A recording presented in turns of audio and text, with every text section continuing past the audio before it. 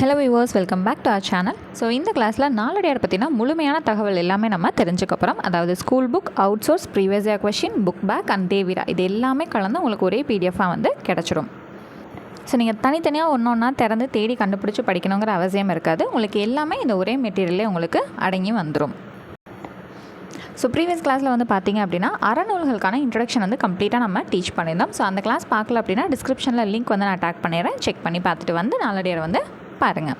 சரிங்க, so class வந்து start பண்ணலாம். நாலடியார் அப்படிங்கிறது நம்ம என்னென்னு சொல்லுவோம்னா தொகை நூல்னு சொல்லுவோம். ஸோ நாலடியாரை மட்டும்தான் நம்ம என்னென்னு சொல்லுவோம்னா தொகை நூல்னு சொல்லுவோம். இது ஒரு இம்பார்ட்டண்ட்டான ப்ரீவியஸ் இயர் கொஸ்டின். ஓகேங்களா? சரி, இப்போது ஆசிரியர் வந்து யார் அப்படின்னா சமண முனிவர்கள். பாண்டிய நாடுன்னு கொடுத்துருக்கோம் இல்லைங்களா? பாண்டிய நாடுங்கிறது எதுங்க? மதுரை இருக்கு இல்லையா? மதுரையை சுற்றி இருக்கக்கூடிய மலைகளில் வாழ்ந்தவங்கள தான் சமண முனிவர்கள். ஓகேங்களா?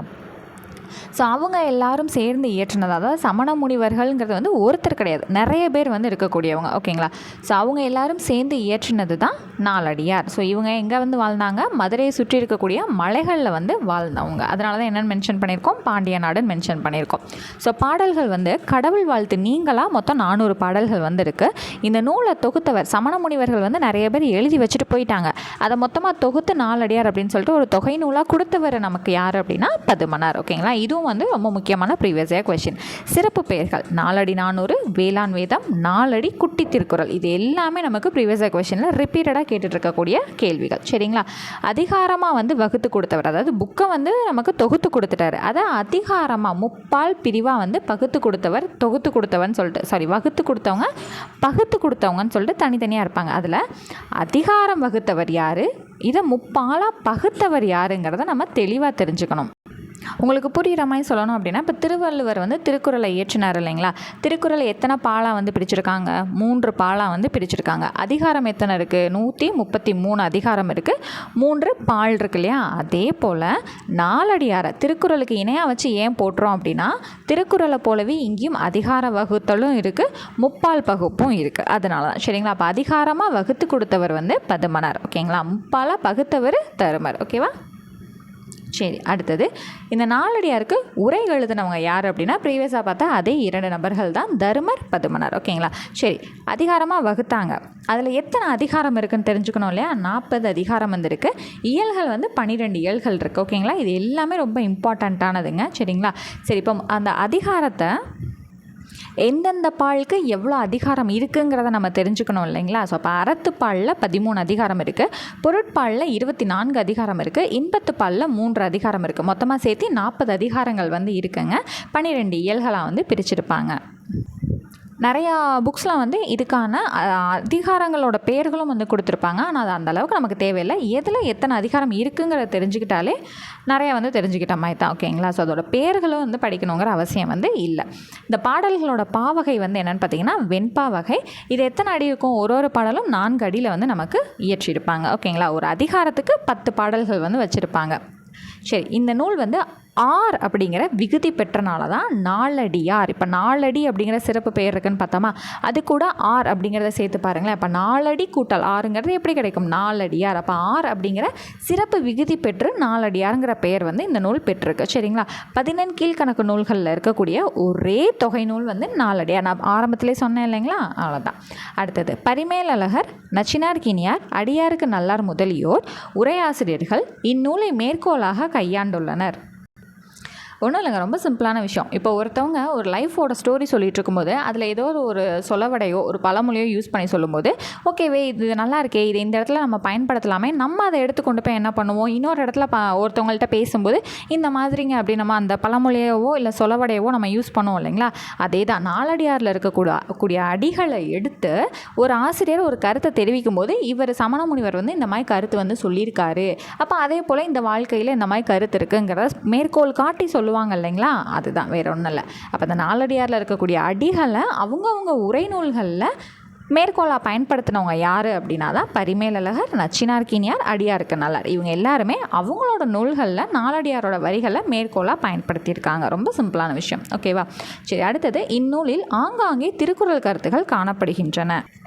நாலடியாரில் திருக்குறளோட கருத்துக்கள் வந்து காணப்படுதுன்னு சொல்லியிருக்காங்க. அடுத்தது நாலடியார் திருக்குறளுக்கு இணையாக வைத்து போற்றப்படுவதை நம்ம எது மூலமாக அறிஞ்சிக்கலாம்னா 4 சொல்லுக்குருதிங்கிற அந்த அடி மூலமாக நாலடியாரும் திருக்குறளும் ரெண்டும் ஒன்றுக்கு ஒன்று சலிச்சதில்லை, ரெண்டுமே சமந்தான்ப்பா அப்படிங்கிற மாதிரி இணையாக வச்சு போற்றப்படக்கூடியதை நம்ம இந்த வரி மூலமாக தெரிஞ்சுக்கலாம். ஓகேங்களா? இந்த 4 சொல்லுக்குருதிங்கிற வரி வந்து நமக்கு அடிக்கடி ப்ரீவியஸ் கொஷனில் வந்து இடம்பெற்றிருக்கு. ஸோ தெளிவாக வந்து படித்து வச்சுக்கணும். சரிங்களா? 4 அப்படின்னா என்ன, 2னா என்னங்கிறத நம்ம தெரிஞ்சுக்கணும். 4 அப்படிங்கிறது நாலடியாரை குறிக்குது, 2ங்கிறது திருக்குறளை வந்து குறிக்குது. நான் உங்களுக்கு இன்ட்ரடக்ஷன்லேயே நான் சொன்னேன் இல்லையா, மதுரையை சுற்றியுள்ள மலைகளில் வாழ்ந்த சமண முனிவர்களால் நாலடியார் இயற்றப்பட்டது. அறக்கருத்துக்களை கூறும் நூல். ஸோ 14 கீழ்கணக்கு அப்படின்னாலே நமக்கு நீதி நூல்னு சொல்லுவோம், அறக்கருத்துக்களை சொல்லக்கூடிய நூல்ங்கிறத சொல்லுவோம். இது நம்ம 14 கீழ்கணக்கு அந்த டெஃபினேஷன்ஸ் வந்து பார்க்கும்போதே நான் உங்களுக்கு இதை சொல்லி கொடுத்தேன் இல்லைங்களா. ஸோ அதுக்கு தான் சொன்னேன், இன்ட்ரடக்ஷன் கிளாஸ் பார்க்காதவங்க டிஸ்கிரிப்ஷனில் லிங்க் வந்து நான் டேக் பண்ணி கொடுத்துறேன், செக் பண்ணிட்டு வந்தீங்கன்னா இன்னும் உங்களுக்கு டீட்டெயில்டாக புரியும். அடுத்து தஞ்சையை தலைநகராக கொண்டு ஆண்ட பெருமுத்தரையர்களை பற்றி நாலடியார் குறிப்பிடுகிறது. இதுவுமே நம்மளோட ப்ரீவியஸ் கொஷனில் ரிப்பீட்டடாக கேட்டிருக்காங்கங்க. ஓகேங்களா? ஸோ தெளிவாக வந்து தெரிஞ்சு வச்சுக்கோங்க. எந்த நூல் யாரை குறிப்பிடுதுங்கிறது ரொம்ப முக்கியமான ஒரு விஷயம் நமக்கு. ஏன்னா இப்போ ஒரு நாலடியார் மட்டும் படிக்கும்போது ஓகே இது என்ன, இது நமக்கு மறந்துட போதா அப்படிங்கிற மாதிரி ஒரு இதில் இருப்போம். அடுத்தடுத்த நம்ம படிக்கும்போது எதை யார் சொன்னாங்க, அப்போ இந்த பெருமுத்திரையர்களை குறிப்பிட்ட நூல் எது அப்படிங்கிற கன்ஃபியூஷன் வந்துடும். அப்போ ஒரு டாபிக் படிக்கும்போதே அதை நம்ம என்ன பண்ணணும், தெளிவாக படித்து வச்சுக்கணும். அடுத்த பாயிண்ட் பார்ப்போம். இந்நூல் நிலையாமையான செல்வம், இளமை, யாக்கை ஆகியன பற்றியும் துறவரம் குறித்தும் பாடியுள்ளது. அப்போ நாலடியார் வந்து பேசிக்காக என்னென்ன மாதிரி கான்செப்டுகளை பற்றி சொல்லியிருக்குன்னா, நிலையாமையான செல்வம், செல்வம் வந்து எப்போவுமே நிலைத்திருக்குங்கிறது நம்மளால் சொல்ல முடியாது. இளமையும் எப்போவுமே நிலைத்திருக்குமா, கிடையாது. ஒரு சர்டன் ஏஜுக்கு அப்புறம் முதுமைங்கிறத நம்ம அடைஞ்சு தான் தீரணும். அடுத்து யாக்கை ஆகியன பற்றும், யாக்கைனா உடம்பு. அடுத்து துறவரம் குறித்தும் வந்து பாடியிருக்கு. ஓகேங்களா? சரி, அடுத்தது நாலடியாரை ஆங்கிலத்தில் மொழிபெயர்த்தவர் யார்? ஜியு போப் தான். ஓகேங்களா? அடுத்தது நாலடியாரோட காலம் கிபி 7ஆம் நூற்றாண்டு அப்படின்னு சொன்னவர் யாருன்னா எஸ் வையாபுரி பிள்ளை. சரிங்க. அடுத்து கடவுள் வாழ்த்து நீங்களாக 400 பாடல்கள் இருக்குங்கிறத நம்ம ஆல்ரெடி பார்த்தோம். அப்போ அந்த கடவுள் வாழ்த்தை பாடினவர் யாருங்கிறத நம்ம தெரிஞ்சுக்கணும் இல்லைங்களா. யார் அது? பதுமனார் தான் பாடியிருக்காரு. இந்நூலில் துறவரவியல் முதலில் உள்ளது. ஸோ துறவரவியல்ங்கிற அதிகாரம் தான் வந்து நாலடியாரில் முதல்ல வந்து இடம் பிடித்திருக்கு. ஓகேங்களா? அடுத்தது இப்போ நீதி நூல்கள் அப்படின்னு பார்க்கும்போது அதில் 2 முக்கியமான நூல்கள்ங்கிறது எதை சொல்லுவோம்? திருக்குறள் முதன்மைப்படுத்துவோம். திருக்குறளுக்கு அடுத்து வந்து எது வந்துடும்? நாலடியாருங்கிறது வந்துடும். நாலடியாருக்கு அடுத்து வந்து என்ன வரும்னு பார்த்திங்கன்னா பழமொழி 400 வரும். அதையுமே நம்ம அடுத்து வந்து பார்ப்போம். ஸோ இதை வந்து எப்படி நம்ம அறிஞ்சிக்க முடியுது? சரி, திருக்குறள் தாங்க முதன்மையானது, நாலடியார் அதுக்கு அடுத்து உடனே வருது அப்படிங்கிறத நம்ம எப்படி தெரிஞ்சுக்கிறதுன்னு கேட்டிங்கன்னா, அதுக்கு தான் ஆளும் வேலும் பள்ளுக்குருதி 4 சொல்லுக்குருதிங்கிற மேற்கோள் மூலமாக நம்மளால் தெரிஞ்சுக்க முடியுது. அடுத்து பழகுதமிழ் சொல்லருமே 4 அந்த 4 அப்படின்னு வந்துருச்சுனாலே அது நாலடியாருங்க, 2ன்னு வந்துருச்சுனாலே அது திருக்குறளுங்க. இது ரெண்டுமே சேர்ந்து வரனால இது ரெண்டுமே இணையாக வச்சு போற்றப்படுது அப்படிங்கிற கருத்தை வந்து நம்மளால் தெரிஞ்சுக்க முடியும். இந்த 2 மேற்கோளுமே நம்ம பல தடவை ப்ரீவியஸ் கொஷனில் பார்த்துருக்கோம். ஓகேங்களா? சரி, நான் சொன்னேன் இல்லையா, 4 நாளே நாலடியார், 2 நாளே திருக்குறளுங்கிறது இங்கே மென்ஷன் பண்ணியிருக்கோம். சரி, முப்பெரும் அறநூல்கள். இப்போ தான் நான் சொன்னேன் இல்லையா, ஃபர்ஸ்ட் வந்து திருக்குறளை வந்து பாராட்டுவாங்க, திருக்குறளுக்கு இணையாக வச்சு நாலடியாரை பாராட்டுவாங்க, இது 2 கூடயும் வச்சு பழமொழி 400 பாராட்டுவாங்க.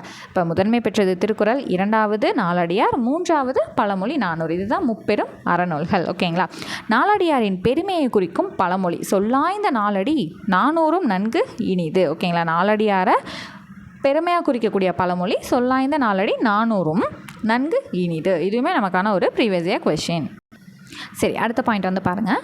4 அடியால் ஆன பல நூல்கள் இருப்பினும் நாலடியார் மட்டுமே நாலடி என போற்றப்படுகிறது.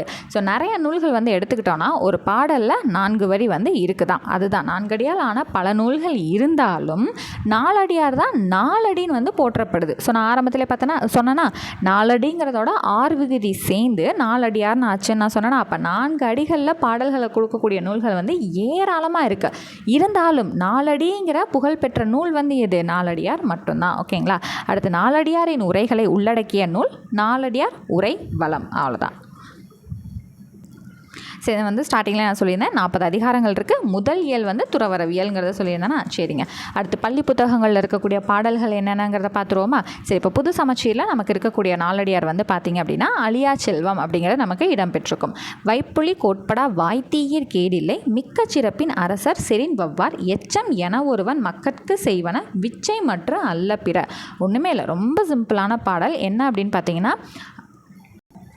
பெற்றோர்கள் தங்களோட குழந்தைகளுக்கு வந்து சேமித்து வைக்கக்கூடிய ஒரே செல்வம் அவங்களுக்கு கொடுக்கக்கூடிய கல்வி மட்டும்தான் அப்படிங்கிறது தான் இதோட பொருள். அழியாத செல்வம் எதுங்க? நீங்கள் என்ன பொருட்கள் சேர்த்து வச்சாலும் அது அழிஞ்சு போயிடும். கல்வி ஒன்று தான் அவங்களோட வாழ்க்கைக்கு ஆதாரமாக இருக்கும். ஓகேவா?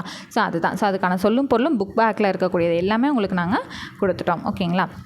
இதுக்கான புக் பேக் கொஸ்டின்ஸ் வந்து உங்களுக்கு லாஸ்ட்டில் வந்து வரும். சரிங்களா? ஸோ இந்த ஒருவர் தம் குழந்தைகளுக்கு சேர்த்து வைக்க வேண்டிய செல்வம் எதுங்க? கல்வி. அவ்வளோதான் இந்த பாடலோட பொருளே. அடுத்தது புது சமச்சீர் 12ஆம் வகுப்பு சிறப்பு தமிழ் இருக்குது இல்லைங்களா? ஸோ அதில் வந்து நமக்கு கொடுத்துருக்காங்க, வாழ்க்கையின் எல்லா இன்னல்களுக்கும் காரணமான அறியாமையாகிய மயக்கத்தை தீர்ப்பது கல்வி. ஸோ இப்போ தான் பார்த்தோம் இல்லையா, ஒருத்தவங்களுக்கு ஒரு என்ன பொருள் சேமித்து வச்சாலும் அது அழிஞ்சு போயிடும். அழியாத செல்வம்னா கல்வின்னு ப்ரீவியஸாக பார்த்தோம். அடுத்த கருத்து வந்து நாளடியார் என்ன சொல்லுதுன்னா, வாழ்க்கையில் என்ன பிரச்சனை வந்தாலும் அவங்கக்கிட்ட கல்வின்னு ஒன்று இருந்துச்சுன்னா அது எல்லாத்தையுமே ஈஸியாக சால்வ் பண்ணிடும் அப்படின்னு வந்து சொல்லியிருக்காங்க. இந்த கருத்தை விளக்குற வகையில் நாளடியார் பாடல் வந்து கொடுத்துருக்காங்க அப்படின்னு சொல்லிட்டு அந்த பாடலை வந்து நம்ம அடுத்து பார்க்க போகிறோம். இம்மை பயக்குமால் ஈய குறைவின்றால் தம்மை விளக்குமால் தாமுலரா கேடின்றால் எம்மை உலகத்தும் யாம் காணும் கல்வி போல் மம்மர இருக்கும் மருந்து. ஸோ மம்மர இருக்கும் மருந்துனா அந்த மயக்கத்தை வந்து தீர்க்கக்கூடிய மருந்து என்னது? கல்வி அப்படிங்கிறத சொல்லியிருக்காங்க. ஓகேங்களா?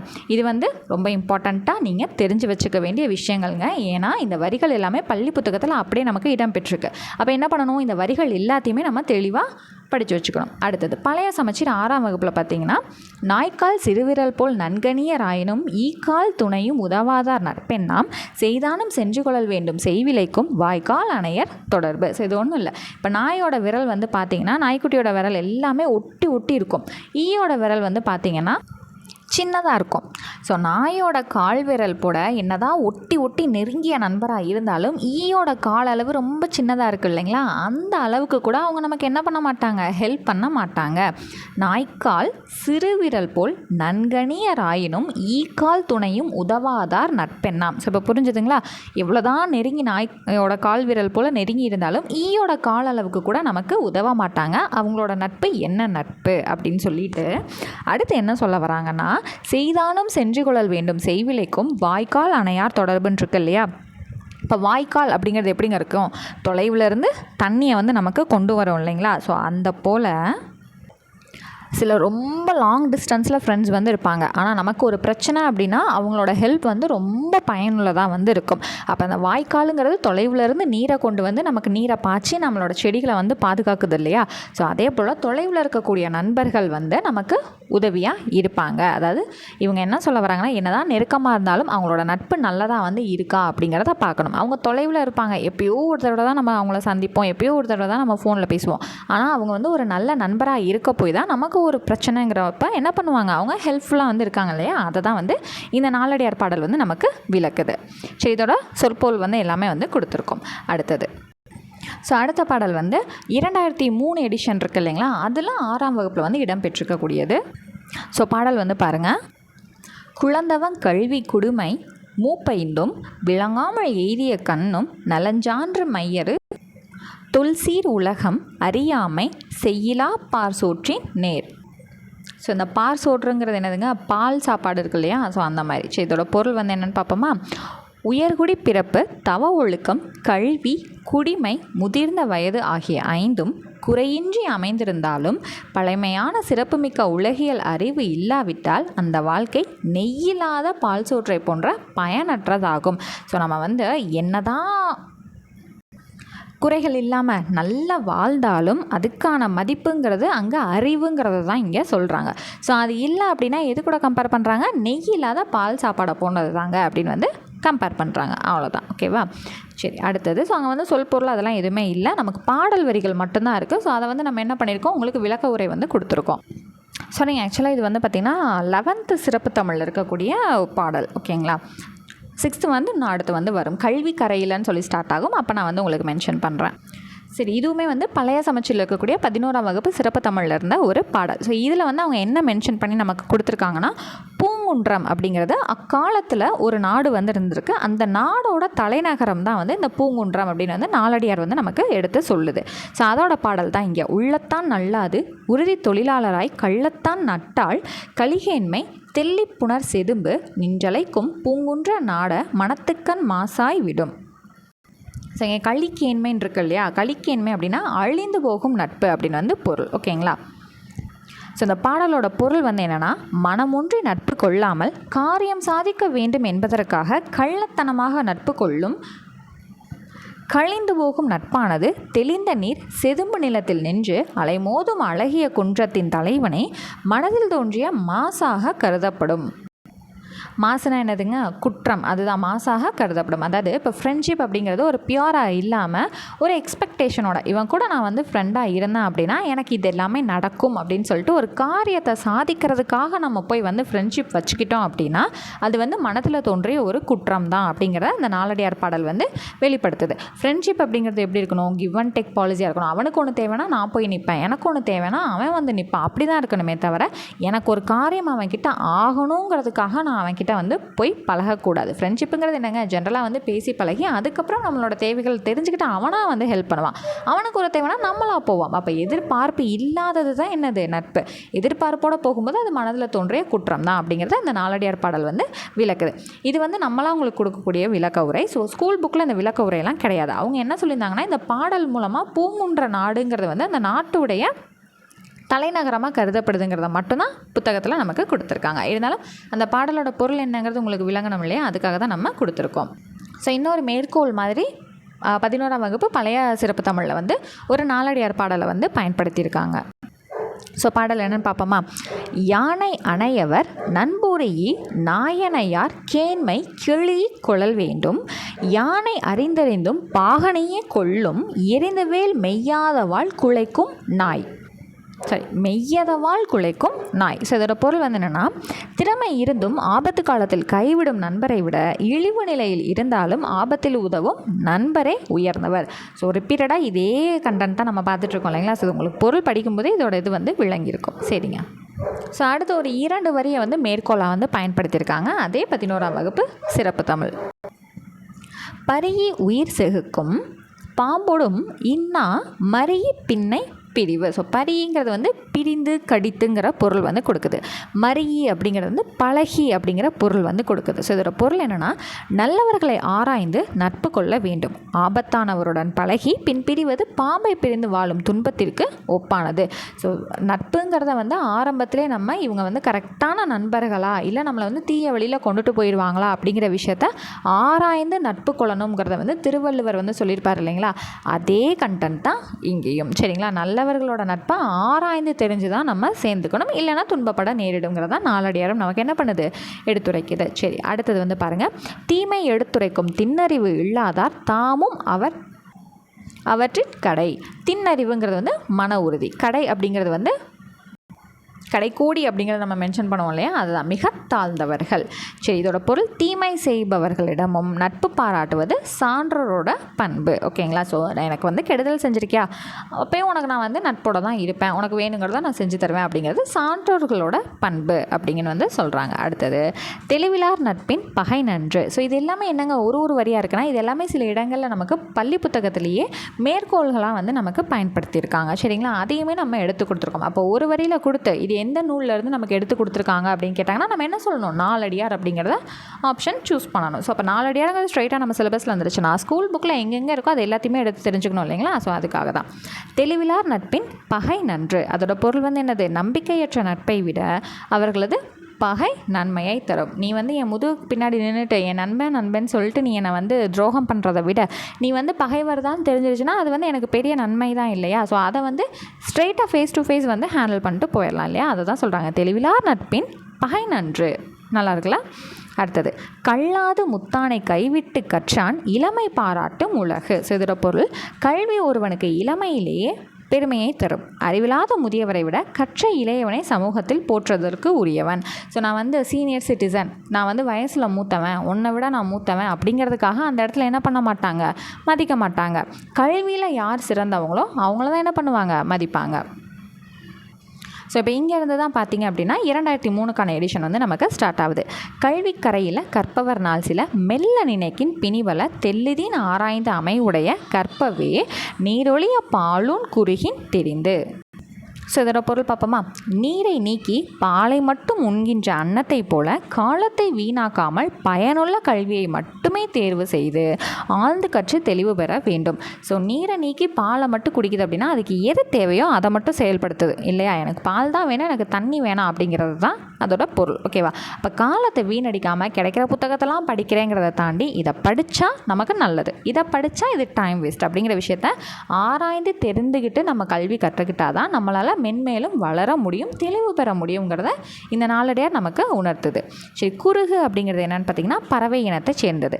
நீரொழிய பாலுன் அப்படின்னா நீரை நீக்கி பாலை மட்டும் உண்கின்ற பறவை அப்படின்னு பொருள். சரிங்களா? சரி, அடுத்தது அங்கன் விசும்பின் அகனிலா பாரிக்கும் திங்களும் சான்றோரும் ஒப்பர்மன் திங்கள் மறுவாற்றும் சான்றோரது ஆற்றார் தெருமந்து தேய்வர் ஒரு மாசூரின். இதோட பொருள் என்னங்கிறத நம்ம பார்த்துடலாமா? அழகிய இடத்தினையுடைய வானத்தில் விரிந்த ஒளியினை பரப்பும் சந்திரனும் மேன்மக்களும் பெரும்பாலும் தம்முள் ஒப்பாவார். ஆனால் நிலா தன்னிடம் உள்ள களங்கத்தை பொறுத்து கொள்ளும், மேன்மக்களோ அதனை பொறுத்து கொள்ள மாட்டார். அவர்கள் தமது ஒழுக்கத்தில் ஒரு சிறிது தவறு நேர்ந்தாலும் வருந்தி மெலிவர். சரி, இப்போ என்ன அப்படின்னா 2 விஷயத்தை தான் கம்பேர் பண்ணியிருக்காங்க. நிலாவையும் மேன்மக்கள், அதாவது சான்றோர்கள் இருக்காங்க இல்லையா, 2 பேரை வந்து கம்பேர் பண்ணியிருக்காங்க. இப்போ நிலா கிட்ட ஏதாவது ஒரு களங்கம் ஏற்பட்டால் கூட நிலா வந்து பொறுத்துக்குமா. ஆனால் மேன்மக்களுக்கு வந்து தாங்கிட்ட ஐயோ இந்த தவறை வந்து நம்ம நிகழ்த்திட்டோமே அப்படின்னு சொல்லிட்டு வருத்தப்பட்டு மெலிஞ்சு போயிடுவாங்களாம். ஓகேங்களா? இந்த 2 கான்செப்ட் தான். நிலா மேன்மக்கள், களங்கம் வந்தால் நிலா பொறுத்துக்கும், களங்கம் வந்தால் மேன்மக்களால் பொறுத்து கொள்ள முடியாது அப்படின்றாங்க. அவ்வளோதான். ஓகேவா? அப்போ பார்த்துக்கோங்க, சான்றோர் அப்படின்னா அவங்களோட கேரக்டரிஸ்டிக்ஸை எப்படி வந்து வரைமுறைப்படுத்தியிருக்காங்க அப்படிங்கிறத இதிலிருந்து நம்ம தெரிஞ்சுக்கணும். அடுத்தது நல்லார் எனத்தான் நனி விரும்பி கொண்டாரை அல்லார் எனினும் அடக்கி கொள்ளல் வேண்டும். நெல்லுக்கு உமியுண்டு நீருக்கு நுரையுண்டு புள்ளிதழ் பூவிற்கும் உண்டு. ஸோ இதோட பொருள் பாருங்கள். மக்களிடம் குற்றம் இருத்தல் இயற்கை. ஆகவே நண்பராக ஏற்றுக்கொண்டவரிடம் குற்றம் இருந்தால் பொறுத்து கொள்ள வேண்டும், திருத்துதல் வேண்டும். என்ன மேம் ப்ரீவியஸாக வந்து பார்த்ததில் ஃப்ரெண்டுனா வந்து கிவ் அண்ட் டேக் பாலிசி இருக்கணும் அப்படி இப்படின்னு சொன்னீங்க, இப்போ என்னங்க பொறுத்துக்கணும்னு சொல்கிறீங்கன்னா அது வேறு கான்செப்ட், இது வேறு கான்செப்ட். அவங்க வந்து எதிர்பார்ப்போட மட்டும் நம்மக்கிட்ட நட்பு கொள்கிறாங்கங்கிறது தவறு, மாசு குற்றம்னு சொன்னாங்க. சரி, அது வந்து வேறு. இன்னொன்று என்ன சொன்னாங்க, என்கிட்ட ஃப்ரெண்டுன்னு சொல்லிட்டு நீ ஏன் என் முதுகில் குத்துவ அப்படிங்கிறது இன்னொரு கான்செப்டாக தான். ஆனால் இங்கே வந்து என்ன சொல்கிறாங்க அப்படின்னா ஒரு நல்ல நண்பன் 100% வந்து நல்லதே அப்படியே செஞ்சுக்கிட்டே இருப்பான், அதாவது அவனோட லைஃப்பில் நல்லதே செஞ்சுக்கிட்டே இருப்பான்றதான் கிடையாது. ஒரு மனுஷன் இருக்காங்கன்னா அவங்கக்கிட்ட ஒரு ஃப்ளான் இருக்கும். அப்போ அந்த மாதிரி இருக்கக்கூடிய ஃப்ளா, அதாவது ஒரு வந்து சர்க்கிள் அந்த மாதிரி விஷயம், இதை பண்ணாதப்பா இது தவறாக போய் முடிஞ்சிடும் நீ சொல்லியும் அவங்களுக்கு அதை சரியாப்பட்டு பண்ணி ஒரு அடி வாங்கிட்டு வராங்க அப்படின்னா அதை தான் இங்கே என்னன்னு சொல்கிறாங்க, நண்பராக ஏற்றுக்கொண்டவரிடம் குற்றம் இருந்தால் பொறுத்து கொள்ள வேண்டும். சரி, ஓகே, தப்பு ஆயிடுச்சா விட நம்ம அதை பார்த்துக்கலாம், இதை நம்ம திருத்திக்கலாம் அந்த மாதிரி. ஸோ வந்து கான்செப்ட்ஸை வந்து நீங்கள் என்ன பண்ணக்கூடாது, கன்ஃபியூஸ் பண்ணிக்க கூடாது. சரிங்களா? அடுத்தது சந்தனத்தை சேர்தருவும் தக்க மணங்கமலும் சந்தனத்தை சார்வை தளல்வற்ற அந்தவனம் தானும் அச்சந்தனமும் தன் இனமும் மாழ்வதன்றி தானும் கெடச் சுடுமே தான். இதோட பொருள் என்னன்னு பார்த்தீங்கன்னா நல்லவர்களை சார்ந்திருப்பவர்களில் நல்லவர் தீயவர் ஆகியோர் இருப்பர். நல்லவர்களால் நன்மை வரும், தீயவர்களால் நல்லவர்களும் சேர்ந்து கெடுவர். ஸோ இப்போ என்ன அப்படின்னா நல்லவங்க கூட உங்களுக்கு வந்து வாழ்க்கையிலேயே ரொம்ப நல்லவர் இவர் தான் அப்படின்னு சொல்லிட்டு ஒருத்தவர் இருக்கார். ஓகேவா? அவர் கூட யார் இருப்பா, நல்லவங்களும் இருக்கலாம் கெட்டவங்களும் இருக்கலாம்.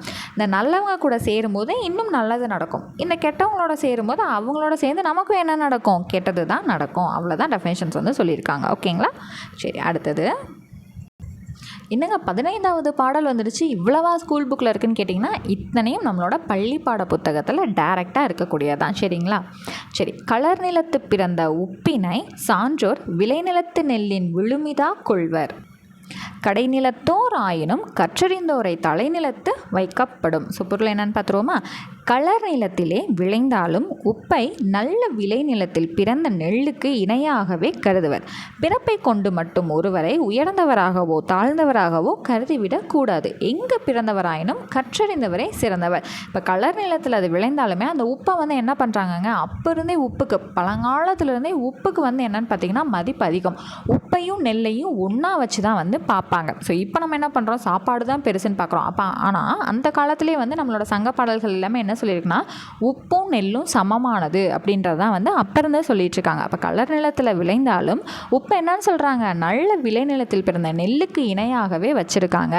அதே போல் பிறப்பில் வந்து ஒருத்தவங்க நல்லவங்க, உயர்ந்தவங்க, தாழ்ந்தவங்க, கெட்டவங்கன்ற ஒரு கருத்து வந்து ஒரு முடிவுக்கு வந்து வரக்கூடாது.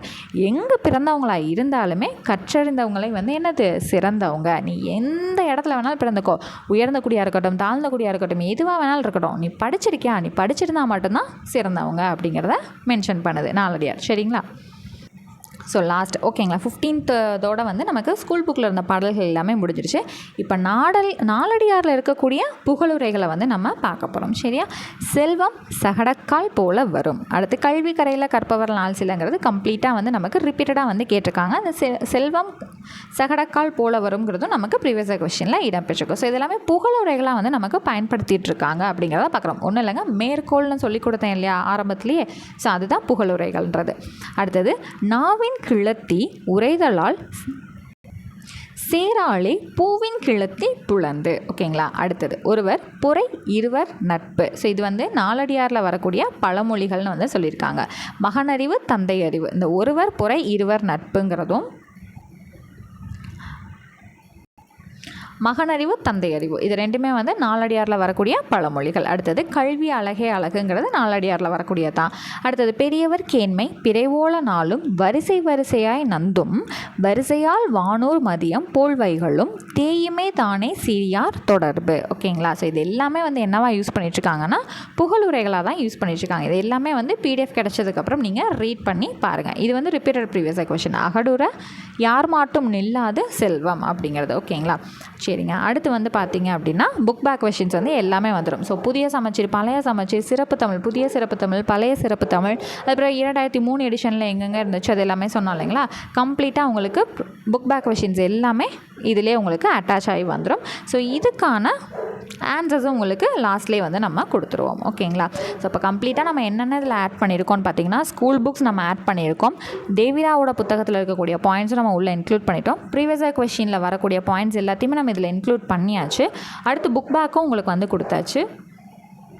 அவுட் சோர்ஸ் எக்ஸ்ட்ரா தேவைப்படக்கூடிய விஷயங்களும் இதிலே நம்ம என்ன பண்ணியாச்சு, எல்லா இன்புட்டும் வந்து நம்ம கொடுத்தாச்சு. ஓகேங்களா? ஸோ நம்ம மெட்டீரியல் இப்போ நியூவாக ரெடி ஆகிட்டு இருக்கக்கூடிய விஷயங்கள் எல்லாமே 2026 வருடத்துக்கான TNPSC எக்ஸாம்ஸ்க்கு உங்களுக்கு ரொம்பவே யூஸ்ஃபுல்லாக இருக்கும். ஓகேங்களா? ஸோ ஃபர்தராக வரக்கூடிய டாபிக்ஸ் எல்லாமே நீங்கள் படித்து தெரிஞ்சுக்கலாம். ஸோ நம்மளே வந்து வீடியோஸாகவும் போஸ்ட் பண்ணிடுவோம். மெட்டீரியல்ஸும் வேணாலும் இன்னும் கொஞ்சம் நாளே நம்ம சேல்ஸ்க்கு வந்து இன்ட்ரோ வந்து கொடுத்துருவோங்க. ஸோ நம்மளோட கிளாஸ் வந்து உங்களுக்கு ரொம்ப யூஸ்ஃபுல்லாக இருந்துச்சுன்னா அந்த கமெண்ட் செக்ஷன்லையும் தெரியப்படுத்துங்க. ஸோ அடுத்த கிளாஸில் வந்து நான்மணிக்கடிகை டாப்பிக்கில் நான் உங்களை மீட் பண்ணுறேன். தேங்க்யூ.